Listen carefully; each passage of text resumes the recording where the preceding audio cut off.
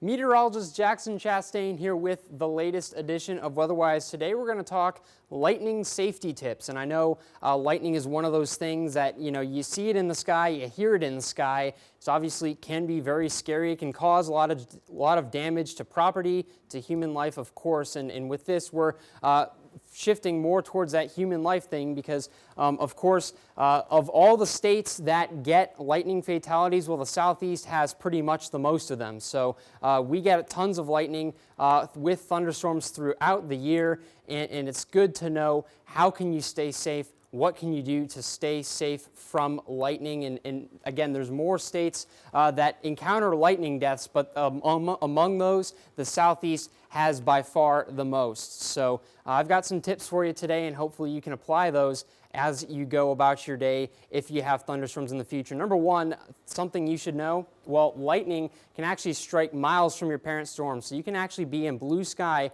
and have a lightning strike. And the reason for that is because the anvil of the thunderstorm, the thing that kind of juts out near the top, that actually is charged as well as the bottom of the cloud. So you can get these positive strikes from the top of that cloud that's kind of reaching out, and it can strike miles away in distances where it's not even raining. So even if you're not getting rained on yourself, it's always good to just check the forecast. If there's thunderstorms nearby, maybe it's best to stay inside. Number two, and I think this is a big one here, staying away from water and metal, because lightning loves metal, it loves water. Those two are huge conductors, and it doesn't even have to be you holding a metal rod or something like that, or swimming in a pool.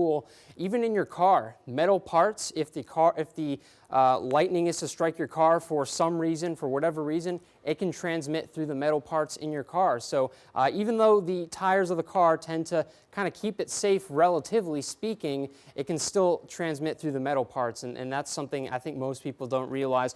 Another thing here is, of course, you don't want to be out in the open because lightning tends to strike the tallest object in the room. So trees, you don't ever want to be under trees. You don't want to be near tall objects that could get struck. That's why we put lightning rods on buildings so that they can be struck instead of us or other objects outside. So again, do not be out in the open. That's the last place you want to be. And of course, lightning itself, well, it's pretty hot. In fact, it's hotter than the sun. So, if you happen to, unfortunately, get struck, it can do a lot of damage. Thankfully, the length of the strike, it's actually pretty short. So the damage it does with that temperature, it typically doesn't fry people, but the electrical charge and discharge itself is what does most of the damage there. But this has been the latest edition of WeatherWise.